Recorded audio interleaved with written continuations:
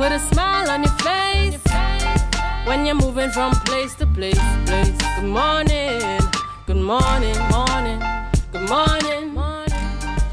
Welcome back to the morning show on Tobago Updates. I am Adanna Combie, and in studio, of course, we're talking to our friend from the TPPS, Sergeant Joseph Jordan. He's here, of course, to give us an update of all the things that happened in the past week and to speak also about the dangers of conducting transactions and advertisements online. Good morning, Sergeant Jordan. Good morning to you.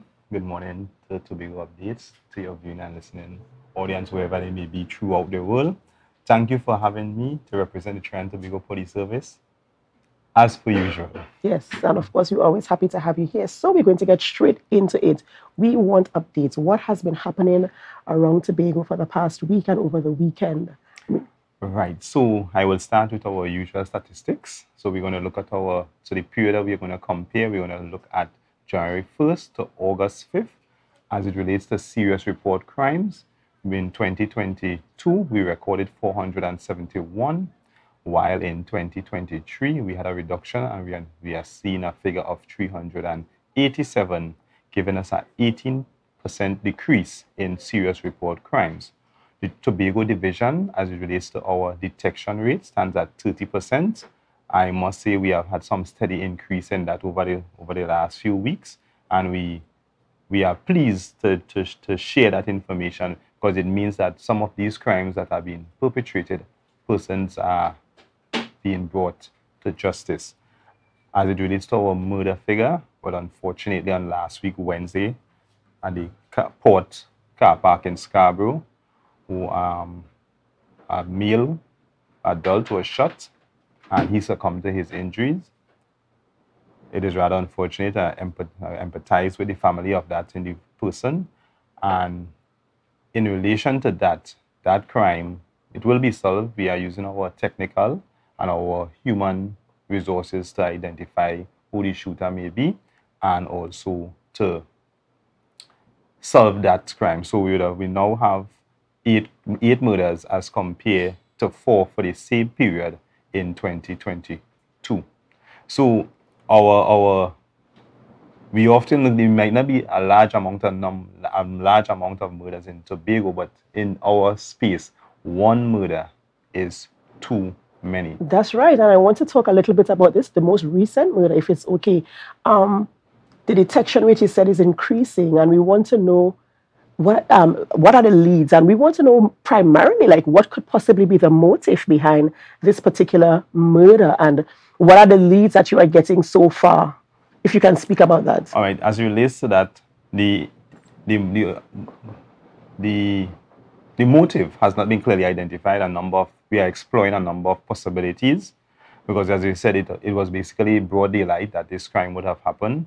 So we are still being very tight-lipped, I would say, as it relates to what we have, because I know we often that persons want to know what happened, but the truth be told, that not all that information can be put out, especially at this sensitive stage of the investigation, because this is where we find ourselves. You might be getting somewhere, and because of what is placed out there, we lose it. But that, as I said, there are a number of technical information that is being used, and human resources as well, as relates to that crime. And I assure you that crime will be solved very soon. Okay, because we want to feel a sense of peace and a sense of comfort and safety again in our sweet Tobago. Yes, certainly. And murders tend to be challenging throughout our country, and it is even more challenging in Tobago, because we are a close-knit, small community, and when these things happen, it affects everyone. And murders are something that definitely affects the social as well as the emotional aspects of the community and the family. Especially when it's done in broad daylight, right? Broad daylight. Right? So we don't want that, as we often try in Tobago. The Trinidad and Tobago Police Service, we try our best to ensure that we do not create that atmosphere as of our sister isle. And unfortunately, you were asking about the motive. Sometimes we don't know what are the motives behind some of these murders or even crimes, and that makes it even more challenging, because many of us, we may live certain lifestyle that is not known to other persons, and it is somewhat shameful to know that persons will kill another brother or sister for something very trivial. And that is something that we need to be mindful of, and we need to go back to our golden days where we were loving and kind and we can resolve matters by a discussion, yes, rather than through violence. That's right.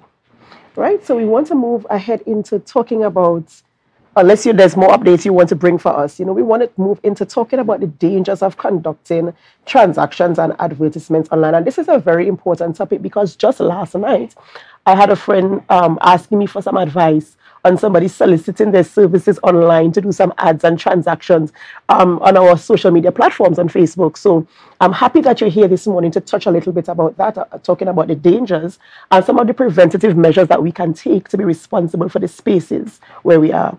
Right. So that topic is a topic that has been making the globe. Right. So the Trinidad and Tobago Police Service, our communication department in particular, we have been they looked at the frequency as relates to these types of transactions. And when we say, and we're not going to zero into as relates to online, but even ATM, electronic banking. So what we are seeing that persons, or for example, there are persons who are going to the ATM. Upon withdrawing their sum of money, they are being robbed. Sometimes there are instances where persons are going to deposit monies at ATMs or the night deposit, as the case may be, and they are being robbed. So it is becoming a challenge, and sometimes these persons can be violated, not only be robbed, but could have instances of that can even be result in death, for example. So going back to our advertisements online, this is where we are seeing persons are putting up information, car for sale, the price look attractive, contact number, meet me in some street, some area that you're not familiar with. And we're going to speak specifically about Tobago. We have had numerous instances where persons go to Trinidad to purchase vehicles, and the report is that they were robbed, and they came back to Tobago, thank God, without the vehicle and without their money. We are asking persons, do not do these things. Do not walk around with large sums of cash. You can prepare a manager check. You can do these transactions through the banking or the financial institution. Once the transaction is legitimate, there is no reason why I need to walk with $30,000-$40,000 to meet you in a street An alley that I am not familiar with, especially we in Tobago, because many of us who travel to Trinidad, we would do so in company with someone. And when somebody, this person, that online transaction, they are telling you to meet me so and so, and you're like, but you never even hear about that place. Then you'll call a friend in Trinidad, and they will say, all right, I'll carry as the case may be. But we have numerous instances where persons are being robbed, and we are advising persons to desist from doing these things. If possible, do these transactions at a police station if it have to be done. But most importantly, try and do these transactions through the financial institution, and use managers' checks to transact your funds. Yeah, I think you need to be responsible where that is concerned, because I can't see myself walking out of a bank. When you go to withdraw money from the bank, they count it through the money counter, right? And so everybody hear an idea as to how the quantity of money that you're withdrawing. So that in itself raises an alert. It alarms people like, oh my God, this person is walking out with a lot of money. Right. And you never know who is paying attention. You never know who is listening. And these things can happen. So, of course, people, we want you to take special care of walking around with large sums of money when it's absolutely not necessary. Ladies and gentlemen, we're going to go to a short break, and we're going to return with Sergeant Joseph Jordan as we continue this discussion this morning. But in the meantime, we're asking you to share the live, share the live, share the live. We'll be back. Good morning. Welcome back to the morning show on Tobago Updates. I am Adanna Combie, and I continue the conversation this morning with Sergeant Joseph Jordan. And we're talking about withdrawing large sums of money from the bank to do transactions in and around Tobago, or wherever you might be going. And we're talking about the dangers of these things and the alternatives that you can take to ensure your safety. So let's continue the discussion. Right. So as we continue along this path, so one of the conversation we were having off air, we spoke about persons going to the bank, making withdrawals, or being attended by the teller, and if it's a large sum of money, they may use the counting machine, and that in itself generates a atmosphere that this person are withdrawing a lot of money. And sometimes we have heard, or we would have had reports, soon after such transaction, persons are robbed in the vicinity of the bank, or they may even be followed, because there are persons who might have been followed even to their home or their business places and been attacked and robbed. And sometimes we may blame the banking institution for somebody selling them out, as the case may be, but there is also the fact that there are persons who can be in the bank conducting transaction, whether it is just a check to see how many persons in here moving with large sums of cash. These are things that are quite possible, and to guard against that, we must be observant. So you're standing in the line, look around, look at the persons that may be there, so that if you might have been attacked, you might be able to identify the person. Be very discreet with your transactions. If in some instances the bank would carry you into a particular room, especially dealing with large sums of money, but that in itself raises suspicion. That's right. Because they're like, he went into a special room, so that means he has plenty of money. And these persons who who intend to perpetrate crime, they look at all the means and ways to get your hard-earned cash. In addition, many of us, after withdrawing large sums of money, we put it in our car, lock up the car, and go on our way.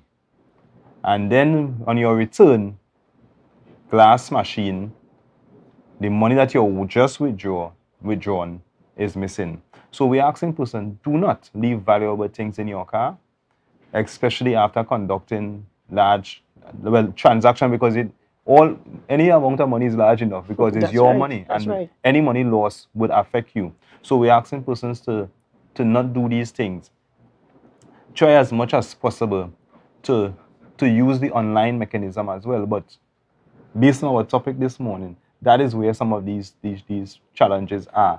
And we want to look at the part where persons advertising products, goods and services online, and sometimes you call the number, you attempt to meet the person, you meet no one. Sometimes you realize the places where you are going is questionable, it seems to be spooky. On leaving, somebody rob you. More than likely is as a result of that a transaction that you would have conducted or attempt to conduct that results in these sort of unforeseen and dangerous action. And to guard against these things, we ask persons, do not go into uncharted grounds. If somebody has a legitimate business, they can meet you in a public space. You can do the transaction at a police station.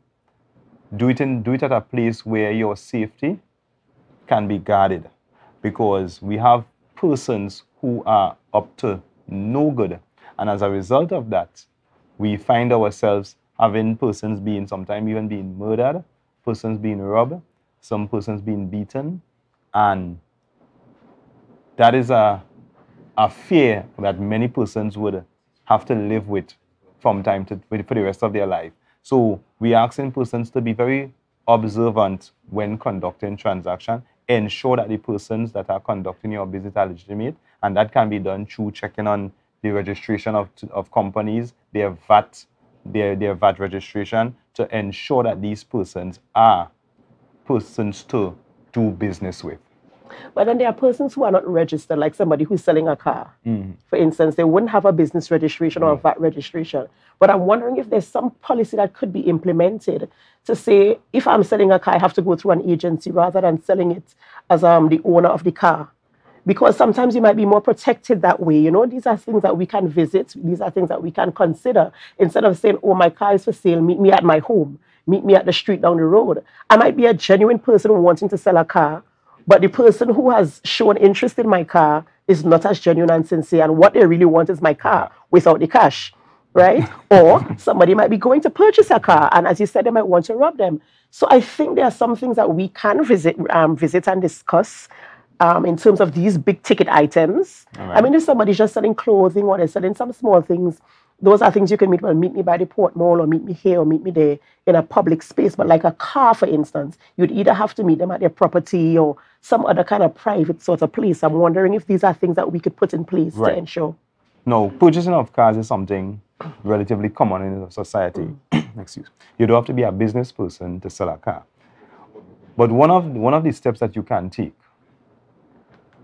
well, there are certain requirements also in selling a car, because the car, when the buyer have to have the vehicle transferred into his name or her name, as the case may be. So what you can do, you can meet at the licensing authority compound with all the documents, because to transfer a car, both parties have to be there. And this is something that we can use to safeguard against persons being tricked or being robbed of their belongings. And so conducting these transactions at the licensing authority can assist, and the process itself by law requires that both parties be there in transferring the car. And there is also the penalty for not transferring the car within a specific time. So these are some of the things that you can explore in safeguarding yourself.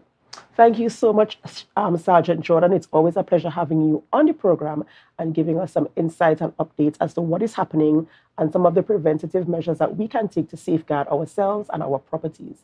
Ladies and gentlemen, this is the end of this interview, this segment, and we are going to go to a short break before we return. But before we go, of course, we invite you to share the live, share the live, share the live.